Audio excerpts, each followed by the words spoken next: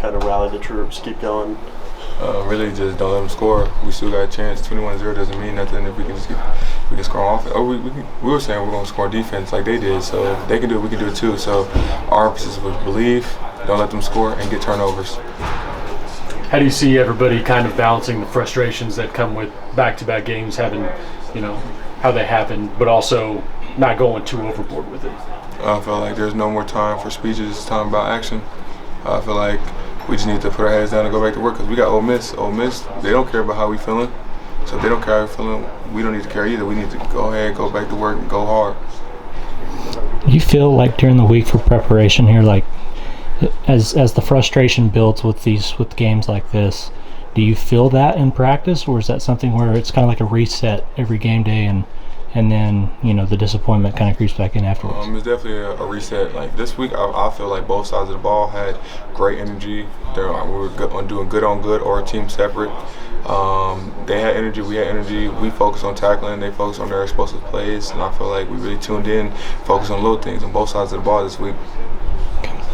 Robert, you guys had Eli out there last week and he did great. Davon get some action today. What does that say about those young guys that they're taking advantage of opportunity and sticking with it when a game gets out of hand like that? They're trying to be like young vets, we'll call them.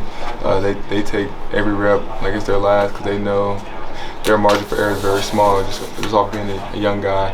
And I feel like they prepare very well. Like Dede and Eli, they're one of the best note takers I've seen in a minute. How crucial is leadership during stretches like this? It's very crucial because you have some people that go in their little circles and talk smack, but if you have a leader that's going to shut that down, we're going to be good to go and focus on the next game. How do you guys keep that from happening, which you mentioned? Just the guys. Yeah. I mean, it's already a dead game. We can't go back and fix anything, so I feel like we're focused on Ole Miss. We need to dead this game and to come in tomorrow and get ready to hope for Ole Miss. Whenever a game goes that way, you hear the term "flush it." Is that something that you're just pushing everything out of this game? Like behind you, we're better than that, or are there still things out there that you're taking from this that you kind of use going into next week?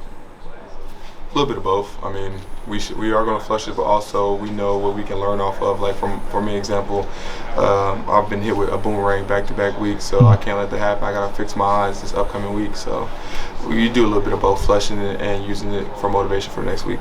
So it's more or less just flushing the feeling, I guess. Okay. Flushing the feeling, but using it as preparation and motivation as well. Got it. I feel like you guys had a good week of practice. Yeah, I feel like both sides had a good week, good energy from both sides. Offense, they were loud, they were killing us with explosive plays, and we were killing them as well. So I feel like both sides were very balanced. So when it comes to Saturday and you're 5 minutes into the game, it's 21-0. I mean, how much of a shock is that to everything you've been working for all week and all the game planning and all the film and everything? You look up, it's 21-0. I mean, it's a little shock, but for us on defense, we can't do nothing about it. So we just got to come out and try to get stops on defense. You feel like as a defense, you guys have to do more now? When it's 21-0 like that in the first quarter? I feel like we just need to play how we play. If we can get turnovers and we can put the offense in a better predicament, we can do that as well. But we just play our game, we'll be fine. What was the message from Bren after the game? Flush it.